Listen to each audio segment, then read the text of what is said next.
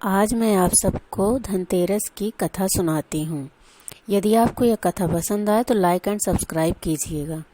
एक बार की बात है, यमराज ने अपने यमदूतों से पूछा कि तुम्हें जब किसी का प्राण हरना होता है तो क्या उनका रोना और विलाप करना देखकर दया नहीं आती?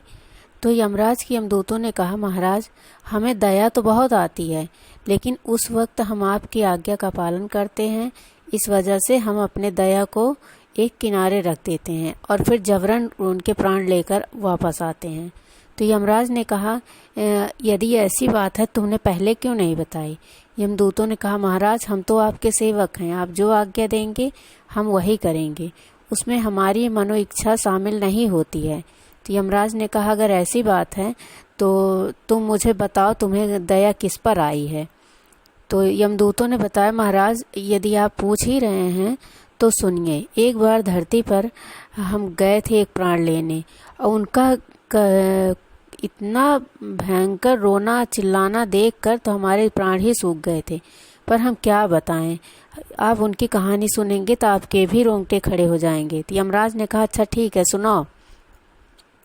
तो यमदूतों ने बताया कि एक बार वह राजा हंस के नगरी में पहुँचे और महाराज हंस जो हैं उस समय अपने जंगल में शिकार खेलने गए थे।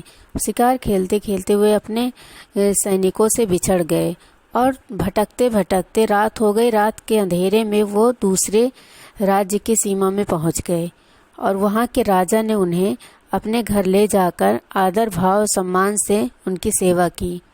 और दूसरे दिन जब वहां से राजा हंस चलने लगे तभी वहां के राजा मेघ की पत्नी को एक पुत्र प्राप्त हुआ। यह खुशी का माहौल देखकर राजा मेघ ने कहा, महाराज, आज आप और भी रुक जाइए, कल वापस चले जाइए, आज तो हमारे यहाँ अत्यंत खुशी का माहौल है। तो राजा हंस ने कहा, ठीक है।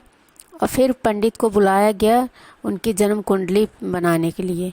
तो पंडित ने जन्म कुंडली बनाई और कहा कि यह पुत्र तो बहुत ही भाग्यशाली है, परंतु इसके विवाह के चौथे दिन ही इसकी मृत्यु हो जाएगी।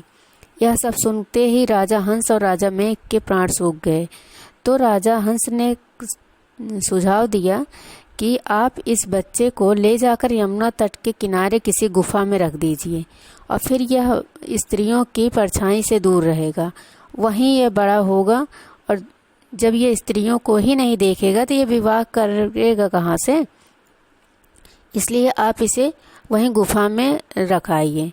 यह सुनकर राजा मेघ ने उस बच्चे को ले जाकर यमुना नदी के किनारे गुफा में रख दिया और फिर राजा हंस अपने राज्य वापस चले गए।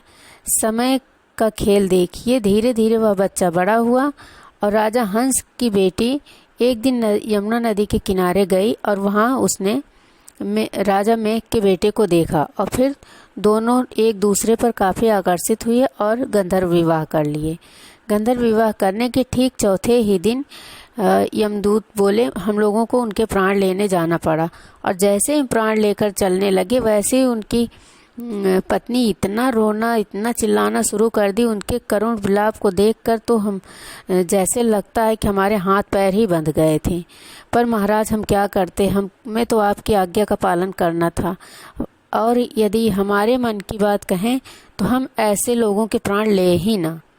तो महाराज यमराज ने कहा, यदि ऐसी बात है तो धनतेरस के दिन जो भी लोग दीपदान करेंगे, धन्वंतरी महाराज की पूजा करेंगे, उनके अकाल मृत्यु का भय नहीं रहेगा और इस तरह के उनके प्राण नहीं जाएंगे। अतः धनतेरस के दिन हर इंसान को दीपदान करना चाहिए।